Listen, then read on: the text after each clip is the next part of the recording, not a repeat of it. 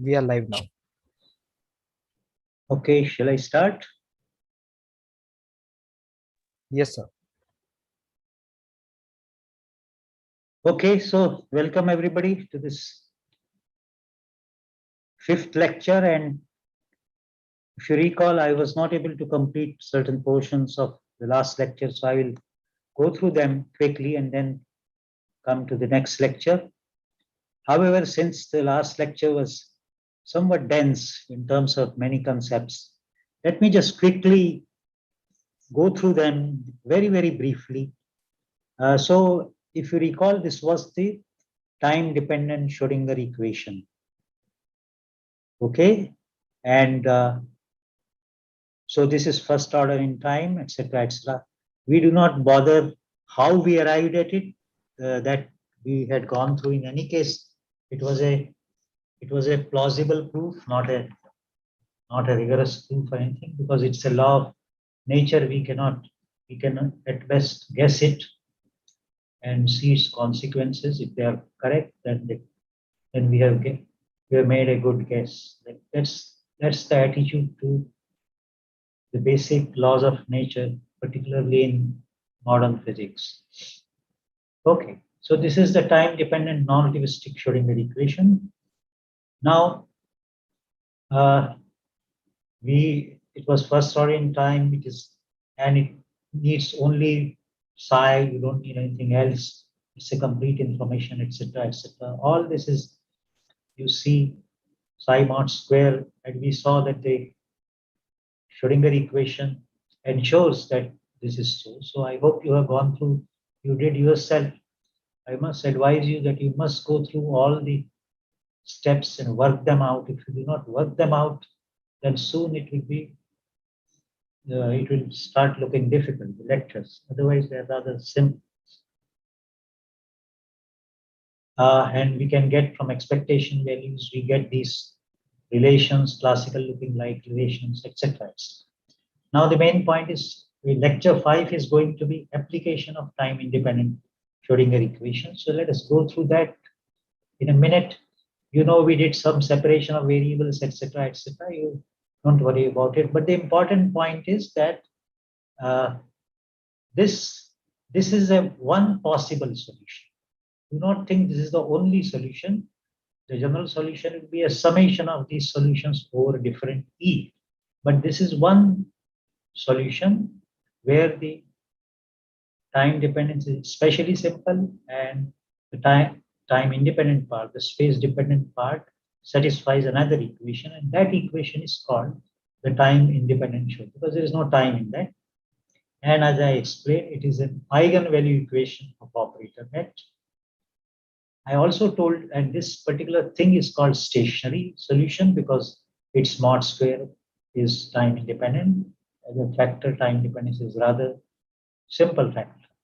So that's why it is called stationary. The stationary solution is one solution of the equation when potential is time independent. But you could have different E's and you could superpose those solutions. So the general solution will be a superposition. Now consider the time independent equation, and I will not go through all of it again, but I want to tell you that this is an equation in which somebody asked, is due not specified? No, no. It is a differential equation waiting to be solved. We have to solve it.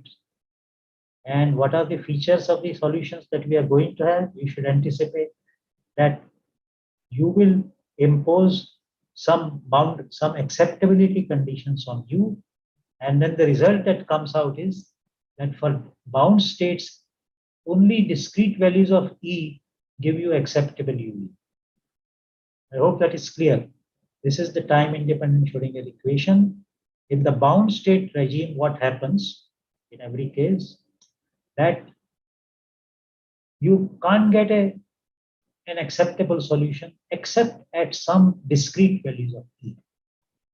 So this shows the most important non-classical feature emerging from time-independent Schrodinger equation, so-called quantization of energies, etc. The most important feature one of the most important features of quantum mechanics. And However, for scattering case, what did I say? For scattering scenario and bound state and scattering differ from whether E is less than V infinity and scattering is E greater than V infinity. So if you put E less than V infinity, you get only discrete E solutions. Otherwise, other solutions are unacceptable. If you have E greater than V infinity, it turns out you can get solution for every E. E is continuous. And then anyway, the goal of the problem is always to get for a given E, the corresponding UER. So please remember that this problem is not specifying you, it is asking you to solve this. It is a differential equation. So in differential equation, you have to solve for the dependent variable, obviously. So that is the summary of what we said. These are the two conditions, U and gradient U in one dimension, just derivative of U. These will be the solutions, etc. So I will now, so these were two physically distinct solutions. You just note these things. And E can never be less than the least value of VR. And there was an interesting question, I think later in lecture 4, but please understand why it cannot be this. It is not just a classical argument. Classically, of course, it is true. But classically, it is true because kinetic energy never at any point can be negative. But here in quantum mechanics, in a given state, the expectation value of E is equal to expectation value of T. These are operators, and expectation value of V. And expectation value of T is always, T is an operator, so you can't say what is its value here or what is its value there. It doesn't make sense. You can talk of its expectation value. Expectation value of T is always positive or at most zero. At least at the most, at its minimum is zero. And V expectation value obviously will be more than V minimum, more than its least value. That is why E expectation value has to be greater than V minimum. And in energy eigenstate, E expectation value is nothing but energy itself, because in energy eigenstate, energy is well defined. So average value, mean value is the same thing as its fixed value. So that is the reason E can never be less than V. We are going to use this. And bound states, same thing again. Bound states, you will find the wave function going to zero, etc., etc. And so all this I have told you last time. So we can, yeah. Now come to topics that I could not do. So let's do them quickly. Now, suppose now consider this time independent, the eigenvalue equation. It is clear that for a given E, because it is homogeneous, if UR is a solution, alpha UR also is a solution. Where alpha, you multiply alpha here and you multiply alpha here. Don't think the energy becomes alpha E. No, energy is the same. Wave function is either UR or you can have alpha UR. This is exactly the meaning of saying the usual phrase I keep using in this lecture, that wave function is undetermined to within a multiplicative constant. What does it mean? If it means in simple words, that is just a phrase that physicists use often, or mathematics people use, something undetermined to within. What does it mean in simple words? If U is a solution, so is constant times U also is a solution. So that is obvious, and energy remains the same. It's not that the energy becomes alpha E. Sometimes people make that mistake. However, UR and alpha are having the same are not linearly independent. Linear independence means you should not be able to get function by just multiplying some other function or multiplying the earlier function. So this is not independent of this. It's called linear independence. And if you have, for example, U1 and U2 as two functions, independent functions, linearly independent functions, then a combination of them, say alpha U1 plus beta U2, will not be regarded as linearly independent. But some other function u3, which cannot be expressed in terms of u1, u2, will be regarded as linearly independent. So please understand the meaning of linear independence. Okay. Now, if there exists only one linearly independent, you saw there that u is a solution also, but it's not independent. So if there exists only one linearly independent function, then we say this energy eigenvalues is non-degenerate, or sometimes people say the wave function is non-degenerate. Proper mathematical way of saying is the energy eigenvalue is non-degenerate. That means it is having only one linearly independent solution. However, it can and does often happen in physics that there are more than one, say m linearly independent eigenfunctions corresponding to the same value.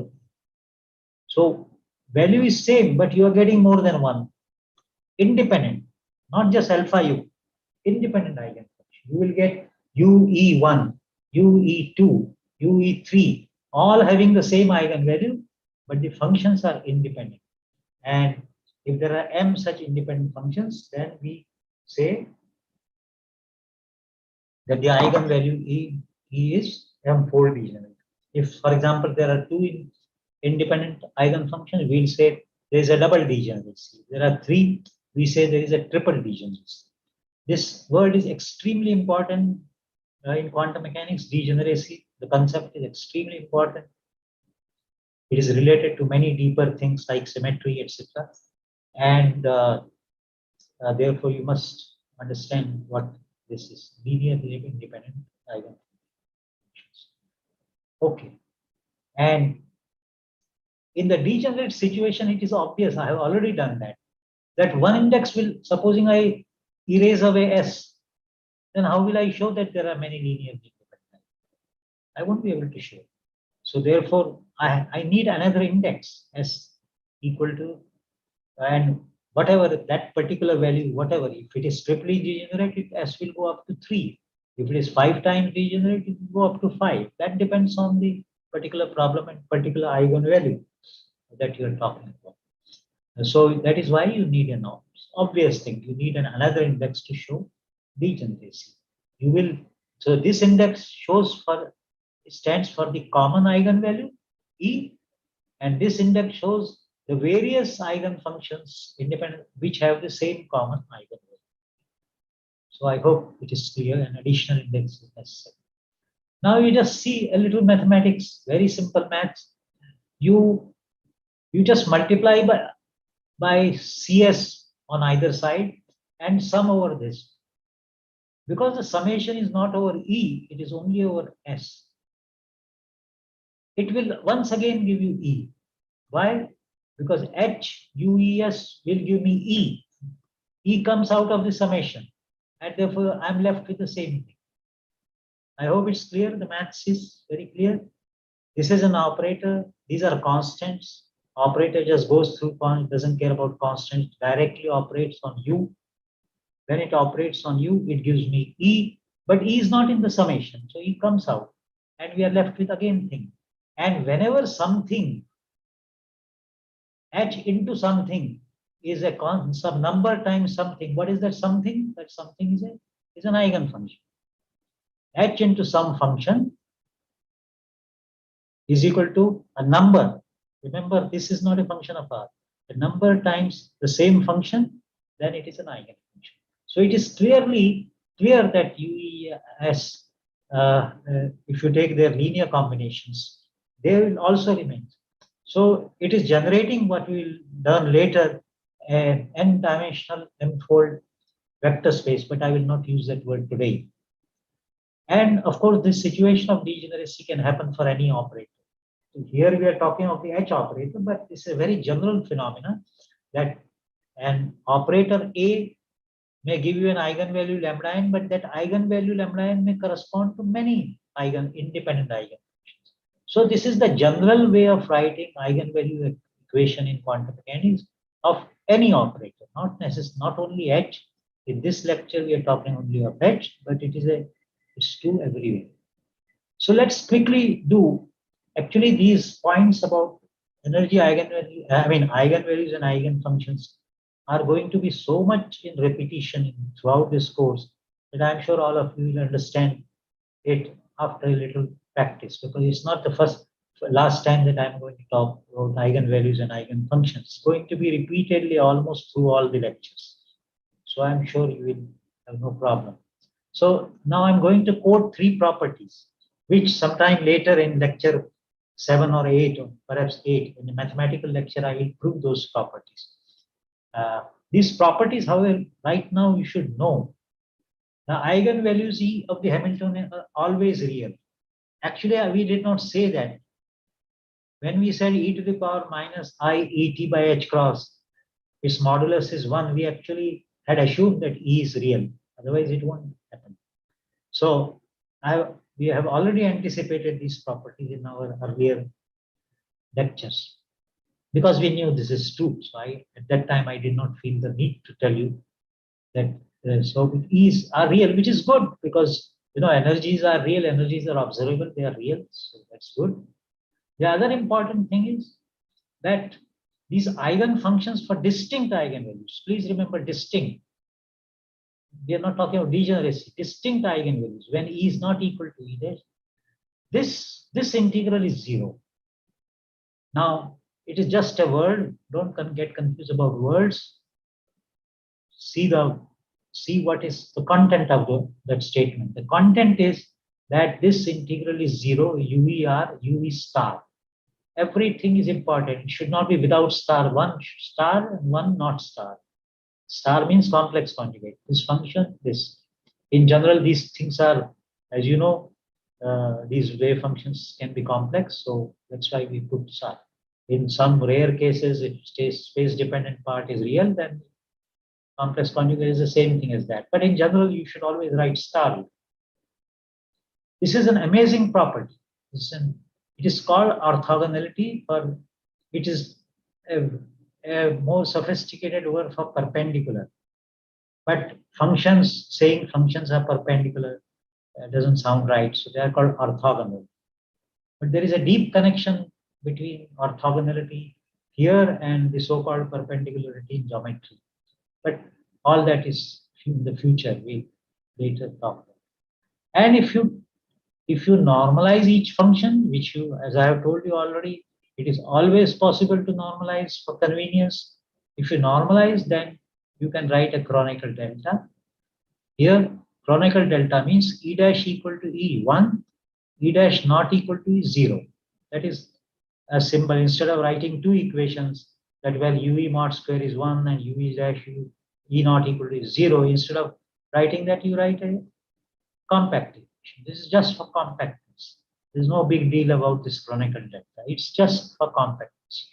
That when E dash is equal to E, it is 1 because we are taking normalized wave function. And if E dash is not equal to E, it is 0. That is what we're saying here. So compact, we are saying the same thing. And these properties I have not proved, I'm only stating. I'm going to prove them in due course in this course. And the third important property, now I must say that these 2 properties are rather easy to prove, but the third important property, so before I go to the third property, is another, the degeneracy computation. Now this again, everybody should note this point that I'm saying. The degenerate eigenfunctions means I'm going again. You should say the eigenfunctions U is corresponding to a degenerate common eigenvalue E. But so just for these, I'm saying degenerate eigenfunctions. UES, they are S equal to 1 there. As I said, they are all linearly independent with the common. It need not be orthogonal. So this property is always there for distinct eigenvalues. But when the eigenvalue is common, and when the eigenvalue is common, that means E dash is E, and we are talking of the degenerate eigenfunction of the same E, then it is not necessary that they will be orthogonal. You understand? It is not necessary they will be orthogonal, but they can be made orthogonal. This statement is exactly like this, that you might take 3 oblique vectors in space as your choice of unit vectors. You may take oblique vectors. They are good. There's no problem. Any other vector can be expanded, provided they are non-collinear and non-coplanar, etc. They should be in different, they should not be in the same plane, and they will not be enough for whole 3-dimensional space. So 3 non-coplanar vectors are in any oblique directions. You can express any vector in terms of those 3. But it is convenient to make them mutually perpendicular. And you can always make them mutually perpendicular by combinations. Exactly the same point here, but in functions case. That it is not necessary that all these functions should be orthogonal, but by their suitable combinations, they can be made orthogonal. And what gives me the liberty that I can take suitable combination? Can somebody answer? Please ask on the chat. What gives me the liberty that I can take linear combinations this and make them devise new combinations which are orthogonal? Please answer this on the chat.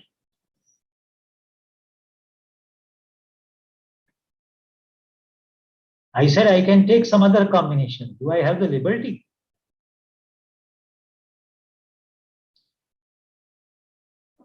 I just wait for half a minute. Are there any answers?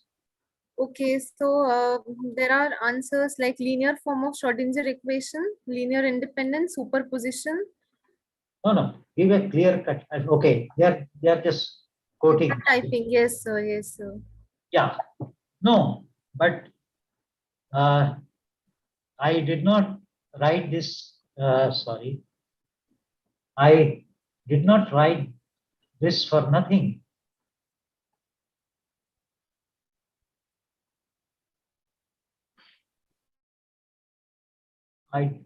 What was the use of this slide? What is this slide saying? It is saying that give me some starting degenerate eigenfunctions. Any linear combinations of them is also has the same eigenvalue. So I want to restrict to one particular eigenvalue. That is the only requirement. I can have UES as eigenfunction. I can have any combinations of it. So that is the freedom. I can make any linear combinations of UES. That also, the resulting combination is also an eigenfunction with the same eigen. So that's the importance of this equation 7 that I wrote down. So that's the importance that has gone into this. That supposing your starting eigenfunctions are not, they need not be orthogonal. Mathematics says they need not be orthogonal if they have the same common eigenvalue. If they have distinct eigenvalues, they have got to be orthogonal. Mathematics says if they have the same eigenvalue, they need not be orthogonal. But their linear combinations are also eigenfunctions. So I will take the liberty, and it is always possible to make them. So therefore, I can write this equation where the first is a fundamental property. Distinct eigenvalues, it has to be 0. The second one is not necessary. It is by construction. It is always possible to make such linear combinations that even the second one is correct. That means they are within the same E. So E dash is equal to E. S dash not equal to S need not have been 0, but I can make them by suitable linear combinations. So I think I have enough. What do you think about it if you still do not follow this? Now the third important property is the whole set of linearly independent eigenfunction US of H form a complete set. So there are, as I have told you, there are many eigenvalues, and each eigenvalue may have many independent eigenfunctions. So there is a whole, actually, strictly speaking, infinite set of functions anywhere in physics in quantum mechanics particularly. It will be an infinite set of linearly independent eigenfunctions.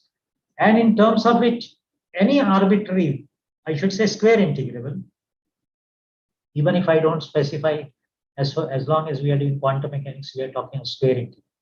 So arbitrary doesn't mean anything which blows up at infinity or anything like that.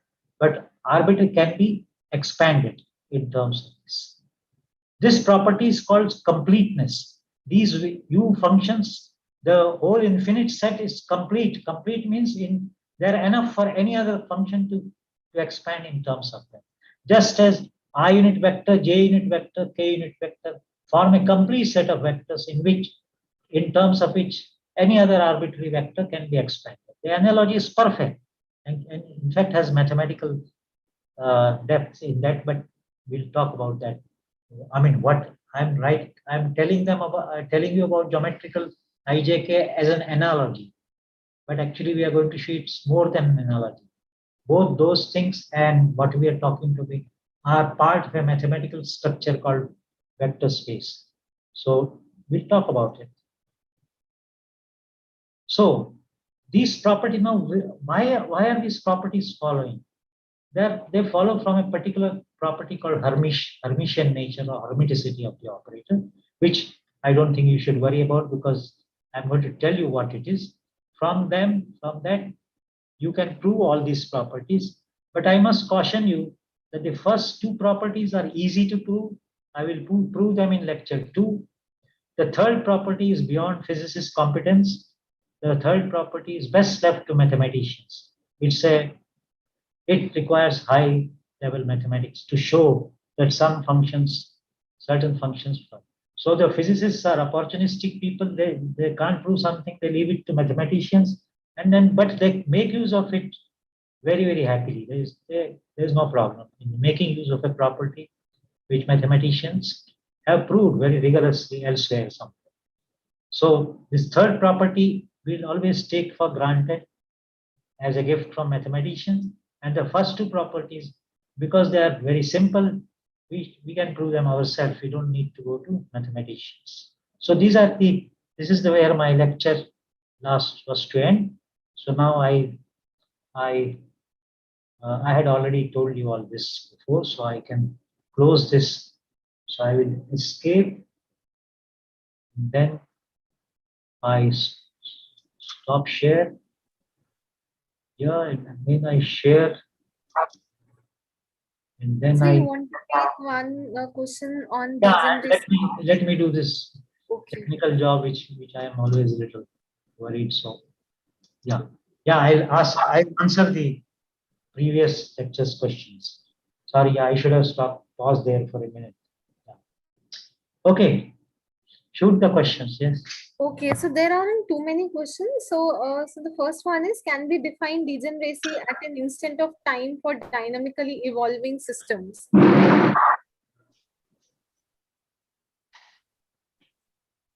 Hello. Yeah. Sorry. Yeah. What? Yeah, so can we define degeneracy at an instant of time for dynamically evolving systems? Yeah. I mean, we are talking of only functions of R, and we are talking of H. We are talking or making all these statements for space-dependent functions. They could be the wave function at a certain instant of time. It could be a wave function. A wave function at a certain instant of time will be a combination of, if that problem has degeneracy, will be a combination of linear combinations of all these degenerate eigenfunctions. So degeneracy has to do with the space-dependent wave functions for a particular operator. Now, when only space-dependent operator as wave function is useful when we are talking of wave function at a certain instant of time, psi of r at t equal to 0. It can be expanded in terms of these degenerate eigenfunctions and so on. That it might be itself an eigenfunction. Psi of r at a certain time may be an eigenfunction of a certain operator, or eigen with a particular degeneracy value index. It can be anything.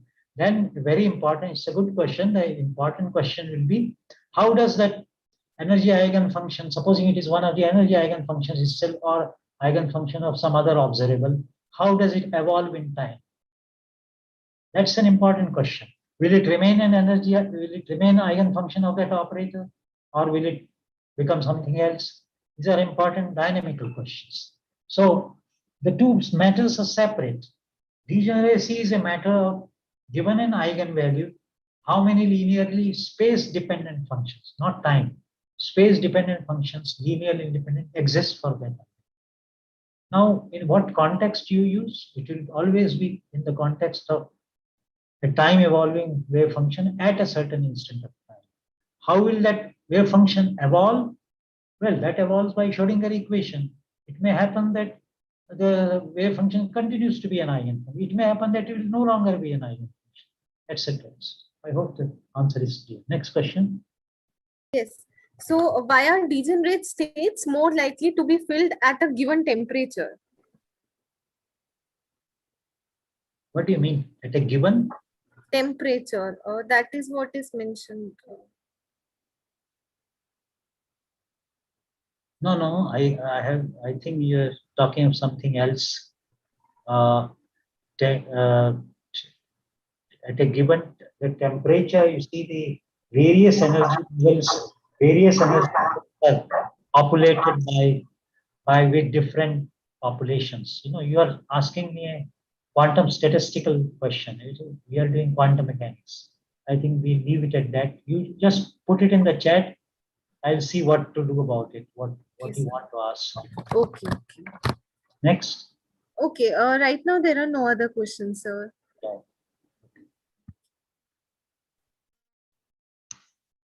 Yeah, I think he's talking of, you know, in quantum statistics, there is number of levels between E and G, and that's called energy number, density of energy level, etc. I think these things will be covered in detail in the statistical mechanics course. Yeah, stat mech, that's good, but please. Yeah, I think Rajdeep will cover.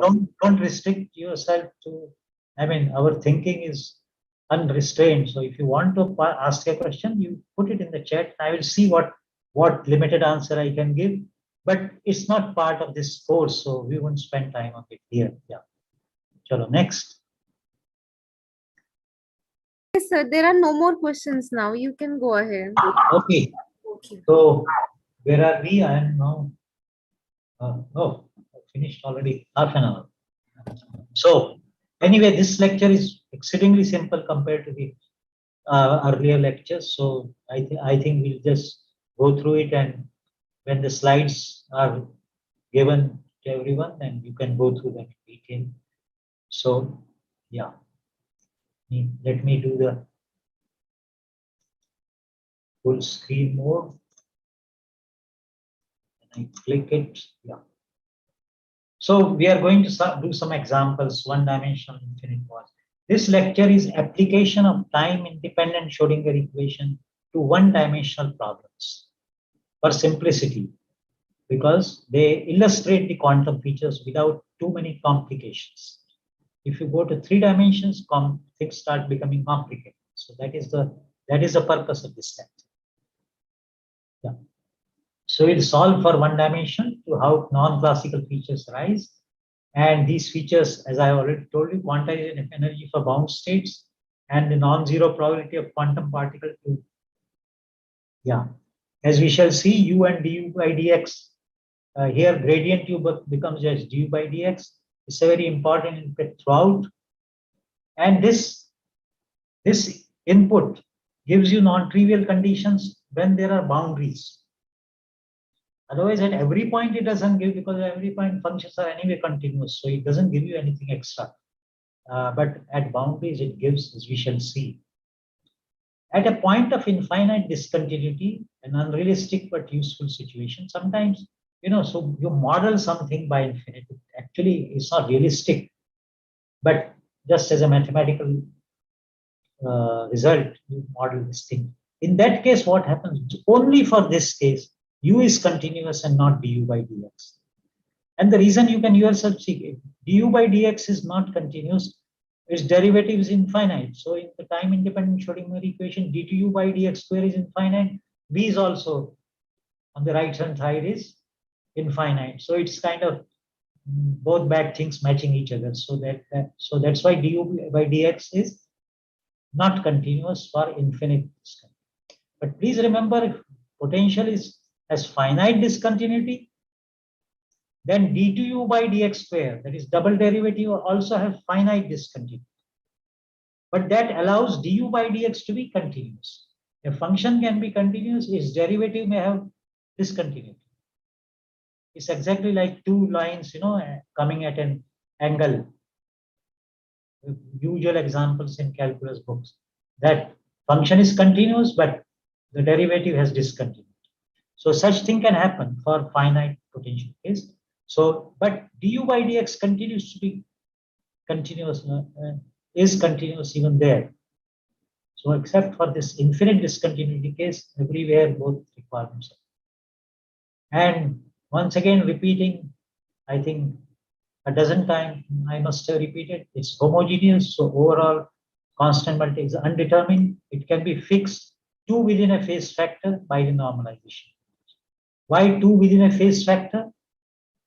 Can somebody please say in the chat why 2 within a phase factor? What are they saying?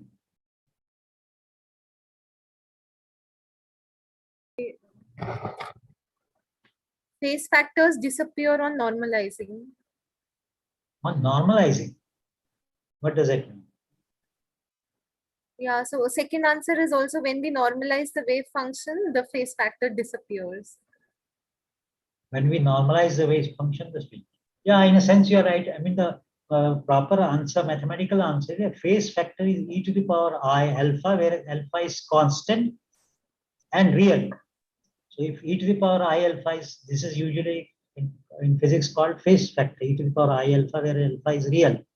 Whether it's a constant or not constant, that depends. But here in this case, it's a constant.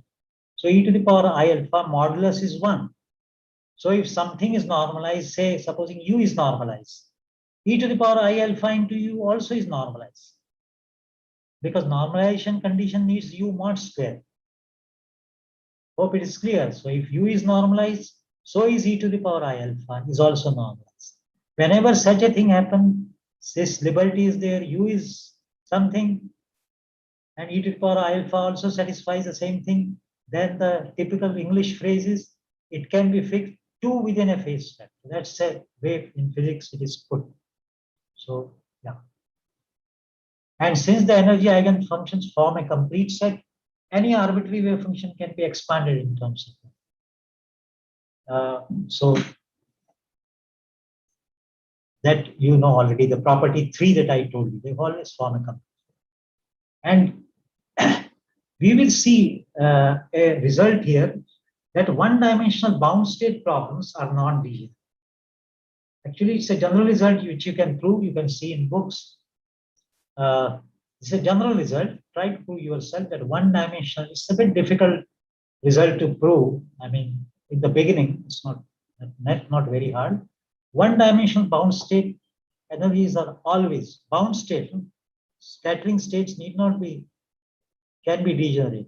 But bound states, one-dimensional, are always non-degenerate. And in our examples, we will see that. So let's consider the simplest. This is so-called perfectly rigid box. Rigid means, I mean, it is so you can't just penetrate it. So Vx is going to plus infinity and it is 0 here.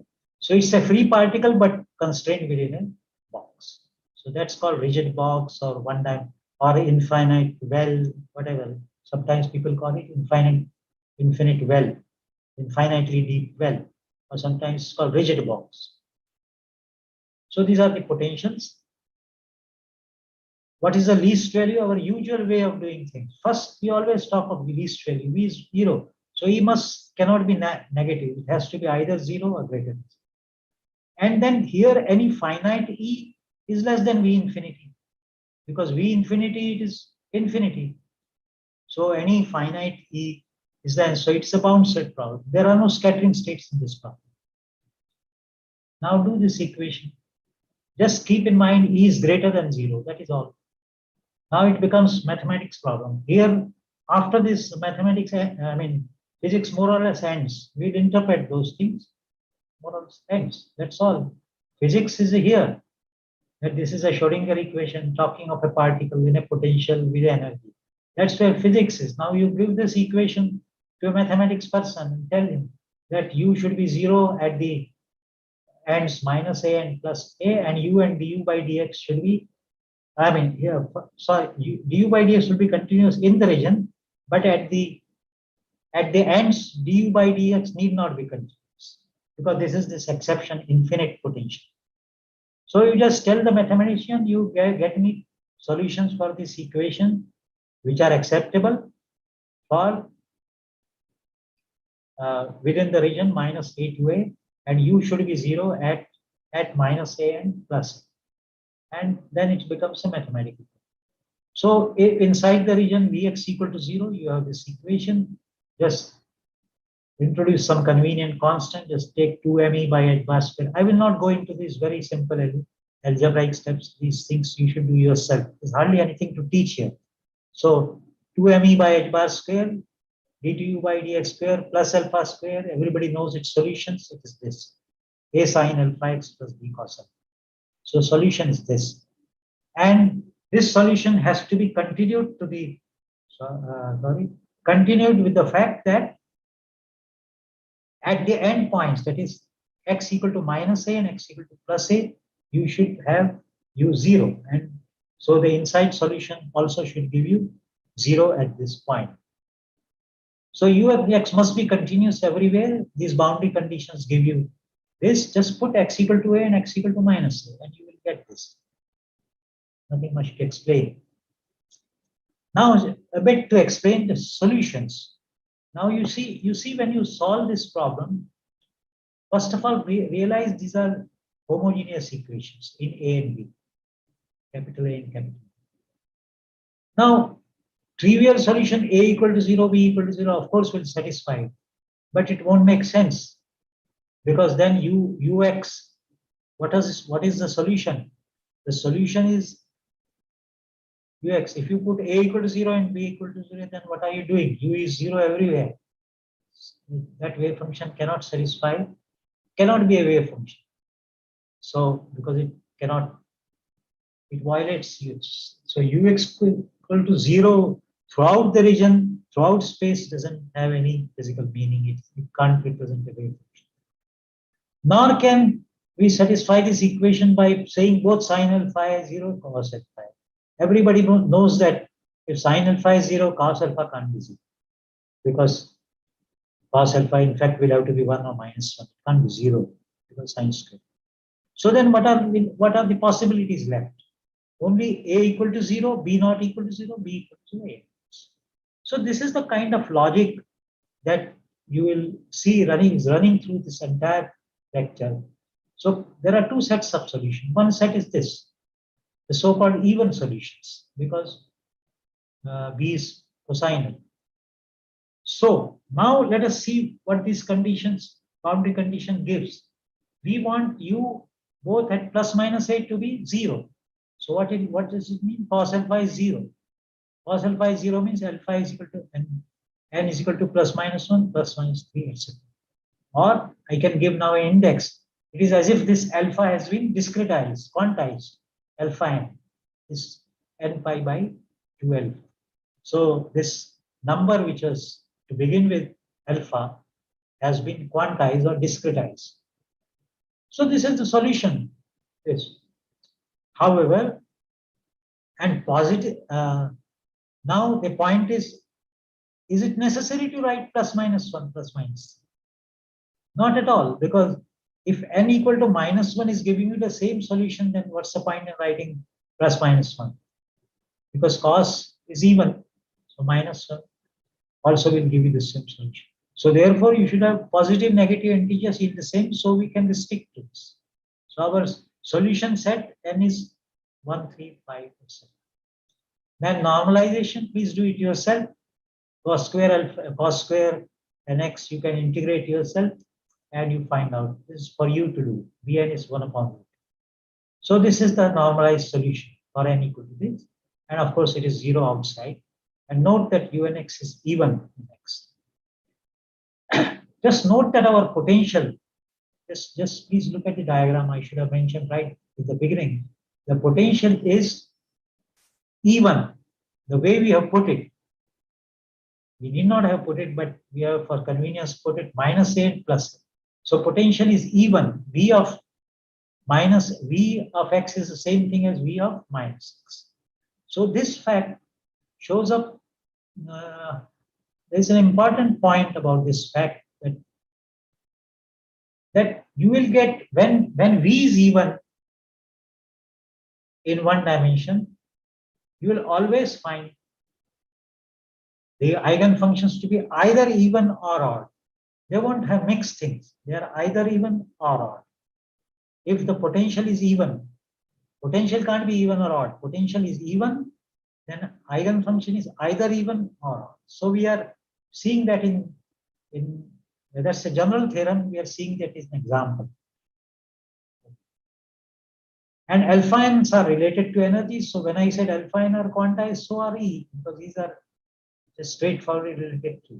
So that's the quantization of energy of bound state. The simplest example by a proper quantum mechanical theory, no ad hoc assumptions of quantization of energies and UOs. But this is only one set of solutions. Now look at the other set, the odd solutions. V equal to 0. This boundary conditions gives you alpha equal to 0 plus minus 2. We can drop the negative sign because it ux it will give you minus a sin alpha. But I just told you that some function into constant time, the same function don't have any significance. They are not independent functions. Some function and minus that function, they represent the same wave function. They represent the same wave function. And of course, it can again be normalized, and you can write this. When you said something is undetermined 2 within a phase, overall phase factor, you know, e to the power I alpha. If you, and alpha can be anything real, you put alpha equal to pi. So e to the power I pi is minus 1. So whether a state of a system is psi x or minus psi x, nobody can tell. It's always undetermined. Clear? So that's the point. It's undetermined 2 within a phase, e to the power I alpha. So if you put alpha equal to pi, it gives you a negative 1 sign. So that's the meaning of. So it's all consistent with whatever we have seen. Yeah. Another important point is n equal to 0 won't make sense, because n equal to 0 means the whole function just becomes 0 everywhere, which again can't satisfy this. So that is the second solution where we can drop the 0. 0 has to be dropped importantly on all the negative signs. So you have this. So the full solution therefore is, and an is 1 upon root 2. Please do yourself. Just take this condition.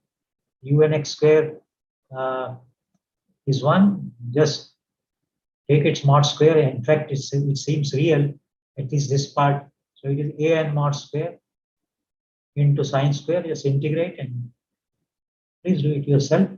You will get 1 upon root k. This is the normalized. And now you see here it is odd. So potential was even. We got 2 sets of solution. One even, one odd. This is consistent with a very general theorem, not only for this potential. Any potential that is even in x, you are going to get either even or odd solutions. And the eigenvalues now for this particular case is this. So the full solution will be for n equal to 1, 3 this, n equal to solutions. For x greater than 0, of course, it is 0. In energy eigenvalues, you can combine both the values of n. One was 1, 3, 5, the other was 2, 4. You put the whole set together. So this is the complete solution of the problem. Now give me any, it doesn't mean a particle in a rigid box has to be in one of these. Please understand this point. It does not mean a particle, arbitrary state of a particle has to be one of these. No. What is the use of completeness, which mathematicians have proved? And anyway, this completeness is also the so-called Fourier series, but that has been proved for any general case. For any, so an arbitrary function for a particle in a rigid box can be expanded in terms of this. It need not be any one of this. If it is in any one of this, then it is an energy. It has a definite energy equal to the corresponding value of n. If it is not, if it's a combination, then it won't have definite energy. But do not think the particle cannot be in a combination. Of course, it can be a superposition of these functions. In that case, it will not have a definite energy. So that is the thing. Energies are non-degenerate and du by dx is not continuous. You can convince yourself here as an exception. Please don't take this too much serious. I mean, don't imbibe this too much. This is only for infinite discontinuity. Otherwise, u as well as du by dx are always continuous. Next. Okay, lowest ground state, just to have some pictures. This is the lowest energy ground state. You realize the point that lowest energy ground state classically could have been 0. The particle could be just at rest. But here it is, minimum value is this y. Give me an answer on the chat question. Chat. Why do you think it has to be minimum this? So there has to be the lowest value. It can't be anything less than this energy. Any response?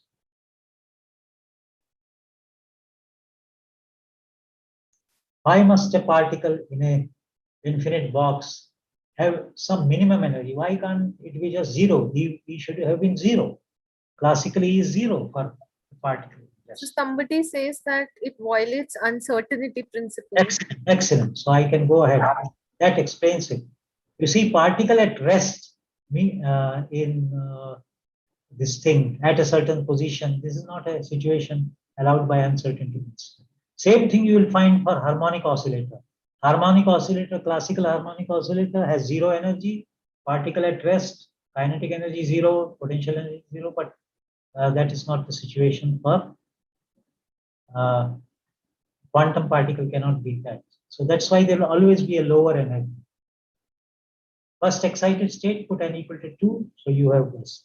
You can prove this little fact that unx has n minus 1. It will be very easy to prove because the maths here is very simple. Please prove yourself. Node means where the function is 0, except not counting the endpoints. Those endpoints are nodes anyway. Not counting the endpoints, how many are the zeros? They are called number of nodes. So you will find that, for example, the ground state has no node. Don't count these zeros. They are the boundary point. Anything in between. Second state has 1 node. So this is a general result. That nth energy eigenstate is n minus 1 nodes. Okay, let's go to rectangular potential. Well, it means it is not, it's finite, not finite discontinuity. Again, E must be non-negative. And now in this case, you have, this is bound state problem. This is scattering problem. Is it clear? See, V infinity is V naught. So any energy here along this line up to this point, we will have bound state. Any energy on top of it will be scattering problem. So square well admits both, finite square admits both bound state problem as well as scattering problem. It's a useful model for a free electron in a, you might say, why are we doing these, model potentials? It's a useful model for a free electron in one-dimensional conductor, for example, linear volume. In fact, even that infinite potential is not so bad, because if the work function is large, quite high, and if you are only talking of lower energies, then it is as good as that the potential is infinite. So for low energy excitation, as an approximation, even the rigid box potential may be used just as an approximation. But it is better to use the finite square well. That will be a better thinking. In three-dimensional version, it can model a long time before all this quantum chromodynamics and all the new stuff came. In nuclear physics, people used to, nowadays they do quark potentials and for neutrons and protons, but in the early days when nobody knew about quarks, neutron, proton, they get bound in a nucleus with a short size, 10 to the power. The potential is of very short range, 10 to the power minus Fermi, 15 meter. So how are they stuck? They are not, they don't have charge, they don't have Coulomb potential. So what? So people used to model it by a square well. But of course, nucleus is 3 dimensions, so you need to have 3-dimensional version of square. And it gave good results actually. And so here time independent Schrodinger equation. For bound, now let's consider a bound state. Scattering state is hard, we will not do it. Bound state. Bound state is 0. See? So internal region is this, where V is 0, no V term, and external region is V naught equal to 0. Okay, once again the same thing. I won't go into that. I mean, interior solution is the same as a rigid box, exactly identical. But exterior region is now V naught is not infinite. So, but V naught is greater than E. So you put it in this form. You should define constants which are real and as far as possible positive. So beta is a real quantity. Then you see these solutions. Please have an eye on whether something is periodic e to the power I alpha or whether something is e to the power without iota. It makes a whole world of difference. And you must sensitize yourself to these functions. E to the power I something is a periodic function, cos and sine, cos alpha plus sine. Without I, it is an exponential function, either decreasing or increasing.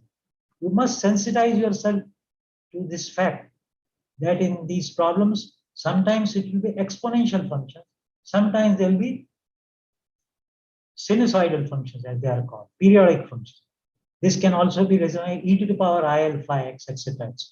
So, very important difference. Depending on the sign here, if it's a plus sign, you will get periodic. If it's a minus sign with a positive quantity, this quantity should be positive. And if it is plus, it's periodic. If it's minus, the solutions are exponential, either up or down. And they should not blow up. So for example, actually the solutions are e to the power minus beta x and e to the power plus beta x.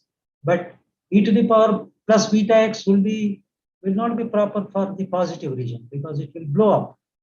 Similarly, e to the power minus beta x is not a good function for negative region because x going to minus infinity, it will blow up. So these simple facts of these functions tell you which function to accept and which not to accept.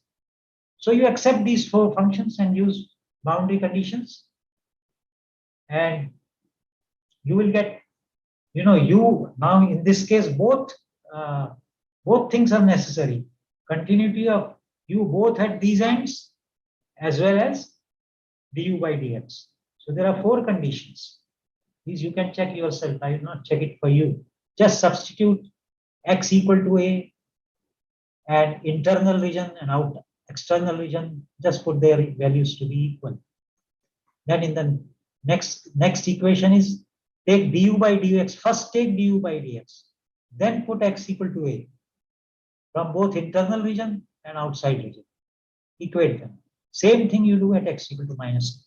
You will get 4 conditions. These are 4 homogeneous equations, 4 unknowns. So obviously, overall constant is undetermined, but that we know already. It's a homogeneous equation. You can, if you could determine, then you have made some mistake because if by mistake you are able to determine A, B, C, D all fully without any multiplicative, this thing, indetermination. And you made an error because the original equation is homogeneous. It can never give an exact, it gave you a solution. Its solution will have to be within a overall constant. So these are 4 homogeneous equations and 4 unknowns. So unique values are of course not possible. An eigenfunction determines either at same thing within an arbitrary multiplicity constant. Same thing I'm repeating again. So now you do some mathematics, add and subtract, etc. And you get these equations. Very simple algebra. Best if you do it yourself. But the strategies are the following. Supposing none of the coefficients are 0, then you can divide the equations and you get these equations. From one set of equations, you get this, divide this, because you can divide it because none of them is 0. You get this, but they are not compatible. They are not compatible. Together you multiply, you get 10 square alpha minus 1, which is impossible since alpha is real. Square of a real quantity can't be negative. So therefore, this possibility ruled out. So this is the standard strategy. You rule out certain probability. So we must try A equal to 0 or B equal to 0. If A is equal to 0, you should not, it will mean C equal to D. But both are not possible. Because if A is 0, C is D. If B is 0, C is minus D. And if you say A is 0, B is 0, then C is D and C is minus D. So all 4 coefficients become 0. That will again make the wave function 0 throughout, which is not acceptable, obviously. So then what are the possibilities? Either A is 0, which means C is D, or B is 0, which means C is minus D. So that is the way. So you get 2 sets of solution, A equal to 0, C equal to 0. You get these equations. This time it is not 0 outside. It is going outside. It is in a classically forbidden region, you may say, but it is there. These are the non-classical features. Classically, if the particle is less than potentially, it can't go outside. But the wave function can. This is exactly penetration into classically forbidden regions. It is possible. And it does not mean, as somebody has pointed out, kinetic energy there is negative. No, kinetic energy is an operator. You have to find its expectation value over the whole function. It isn't like that particle is here. What is the kinetic energy here? What is it? It's not that way. You have to find kinetic energy expectation value or any uncertainty or whatever.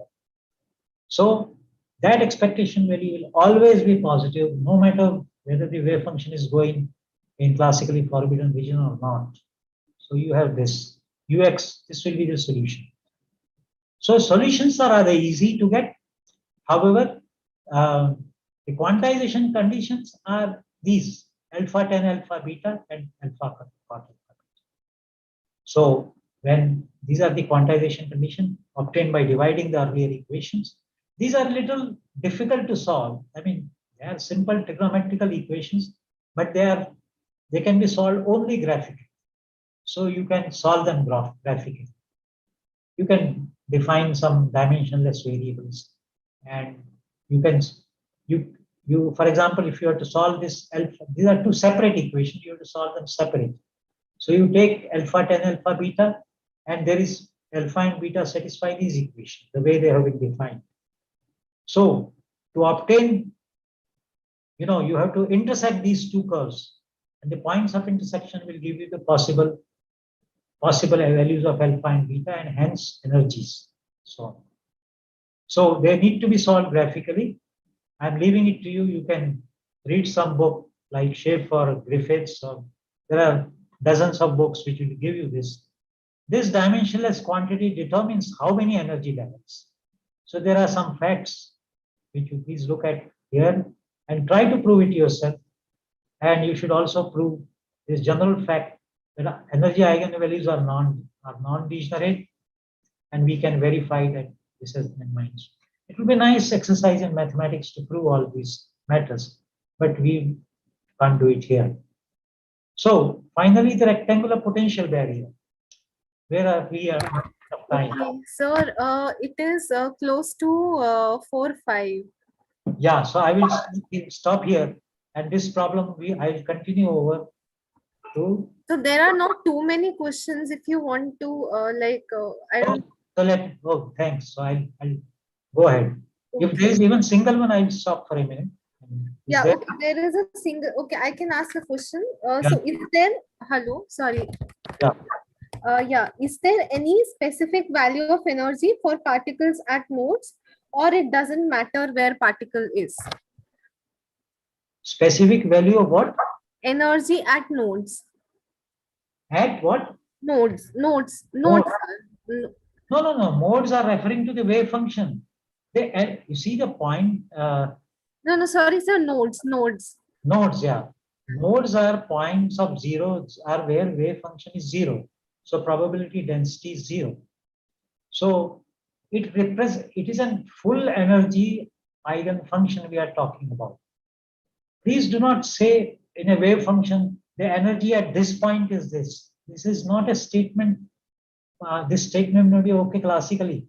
In quantum mechanics, it is not a correct thing to say in this wave function, energy at this point is this.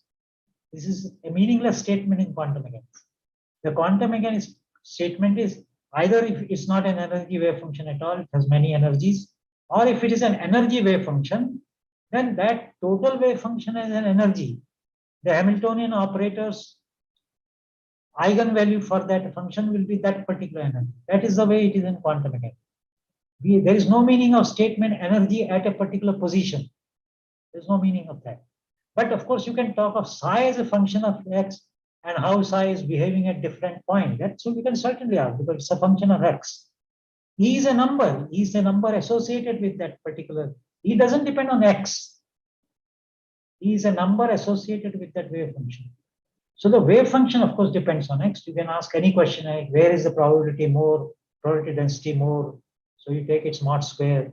Where is it 0? So you see the node, etc. So is there any particular energies? Yes, of course. All the energies except the ground state energies have nodes at various places. The greater the discrete energy, the more the number of nodes. I gave you the result. Now, nth energy function has n minus. So if you take for rigid box n equal to 5, then there'll be 4 nodes. So I hope that's the answer to that question. Next question. So can you please explain the infinite discontinuity in the potential that we came across in infinite potential well? Infinite potential well is simply a model potential. It does not exist in practice. It's only a good mathematical exercise to give you practice in quantum mechanics. And you can show, I think the question probably what you mean is that, you in a separate problem, which I have not done here, I just assume that u is 0 on the right side. Actually, you can prove. Or if you are clever, you take the square well potential of solutions and then take v tending to infinity. Just see what will happen. You will find u is 0. E to the power minus beta x. Just take in that beta will be, infinity. So infinity means the exponential is dropping immediately to outside. So if you want to understand what is infinite potential, the better thing is to take finite potential and take the limit. And if you understand what it means, the answer it is a model potential in physics, in actual any physical system. In something infinite never exists. Everything is finite. Infinity is a meaningless thing in physics as such. It can only be in a model for convenience. Sir, I also think that the person is also trying to understand the discontinuity which we had came across. Of what? Sir, the discontinuity of this du by dr. Yeah, du by dx will have to be discontinuous. You can prove it yourself. Please take the finite potential and then go to the limit. Take du by dx and then go to the limit. You will find it won't be the same at two sides. You can prove these things, by taking the way to prove in any book will be they will take finite potential then go to the infinity. But mathematically, it also suggested by the fact that du by dx, if it was continuous, then d2u by dx square would have at most finite discontinuity. So the Schrodinger equation won't match. V is having infinite discontinuity and d2u by dx square has finite discontinuity. It won't match. So that's another way of saying that du by dx will not be continuous. There will have to be a jump so that when a function has jumped, you can say its derivative is infinite. Is it not? I mean, very, very non-rigorously speaking, when ux has a discontinuity, when some function has a discontinuity at a certain point, what about its derivative? Its derivative is infinite because without doing anything, you are making a change. So du by df of dx is infinite. So that's another easy way of looking at it. But if you want a more rigorous way, take finite potential, take du by dx, etc., and you will find these results. In the limit the potential well tends to infinity. Okay, I think that's enough for now. And Yes, sir. I have a feeling we should give some time for rest. So I will do this problem and the harmonic oscillator problem in the next lecture. Okay, Okay, sir. Should Yes, I stop here? yes.